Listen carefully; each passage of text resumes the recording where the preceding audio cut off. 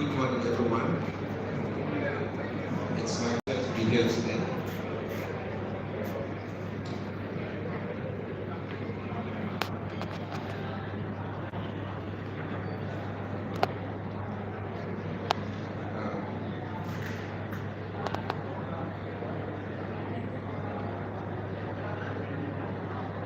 So they will sort it.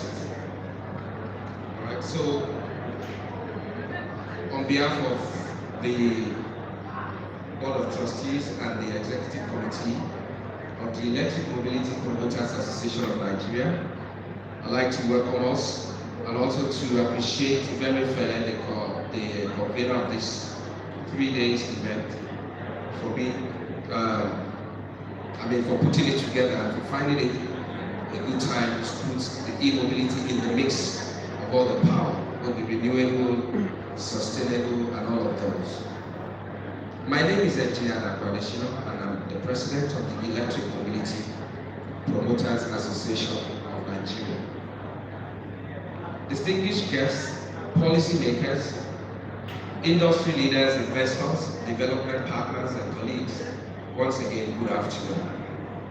It's a privilege to address you at the Powerelec in Nigeria 2026, particularly during this e-mobility session, where power, infrastructure, transport converge. This is the right room for this conversation, because electric mobility is not just about the vehicles, it is about systems. So when you talk about systems, you talk about energy systems, financing systems, data systems, and skills systems.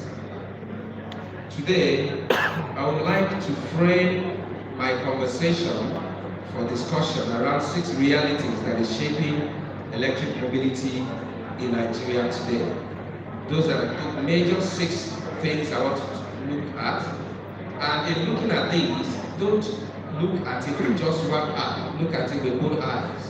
Why? Because you look at the challenges as well as the opportunities. This sector is full of opportunities.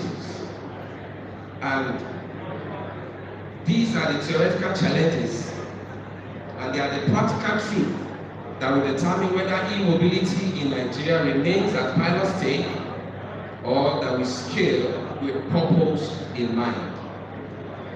I go to the first reality, which is our infrastructural readiness is uneven, but strategic deployment can win. The first reality is this, that Nigeria is not infrastructurally ready everywhere. That's a fact. But it does not need to be for e-mobility to thrive. E-mobility will not scale through random charging points. It will scale through intentional high utilization infrastructure, such as at our depots, bus terminals, and defined transport corridors. The opportunity lies in fleet-first charging model. Fleet-first charging model. It also lies in corridor-based deployment. Which corridor do you have the fleets running? It also lies with the standardized connectors and interoperability systems. The technical people around here know what I'm talking about. So we must stop asking this question: can Nigeria support EV everywhere? But instead, we can ask this next question: where can EV deliver the fastest, most reliable, impactful situation today? At MPAN, we consistently emphasize that infrastructure must follow use cases, not just curiosity. And when infrastructure is aligned with real demand, buses, logistics, ride-hailing services, they will scale, and it becomes practical and not theoretical. The second reality I'd like to look at is energy constraints are real, but so are energy opportunities. The second reality is that power supply constraints are real, but they are not the reason for the delay in e-mobility.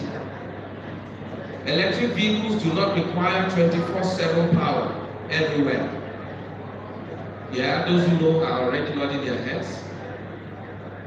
They require predictable, managed energy system. And so this opens up another opportunity here, which is solar hybrid charging hubs, battery storage and smart charging, time of use tariff and load management, as well as productive use of excess renewable generation. So we have a lot of redundant power systems idle somewhere that we can tap into. So e-mobility, if done right, can become a driver of smarter grid, not a body on weak ones. The next reality I'd like to talk about is data and visibility gaps are slowing down the confidence. A third reality is less discussed, but it's critical. You have often heard that they said data is the new oil. So we lack visibility. Why? Because there's no supportive data with which we can pitch. So we do yet have reliable data on EV usage pattern. We don't have data on clear cost of ownership benchmarks, as well as transparent performance data across vehicle types. What are the vehicle types on our roads? Where do they come from? What charger type do they have? And what use cases for agriculture, personal, or for passenger transport? Without data, investors hesitate, policymakers guess, and utilities overestimate the risk. So therefore, we need shared credible data sets on energy demand, vehicle performance, emission savings, and economics to move from belief to bankability. So to scale e-mobility, Nigeria must invest not only in physical assets, but also in digital platforms, monitoring system, and transparent reporting framework. The next reality we don't see here today, reality 4, is this. Financing is the biggest barrier and the biggest opportunity. Somebody would have asked, why are you sharing finance? You know, among our top leaders, they would have found this, saying, why not finance first? But it's here with us now. Let us be honest. Upfront cost is still the main barrier to adoption. Yes? But this is not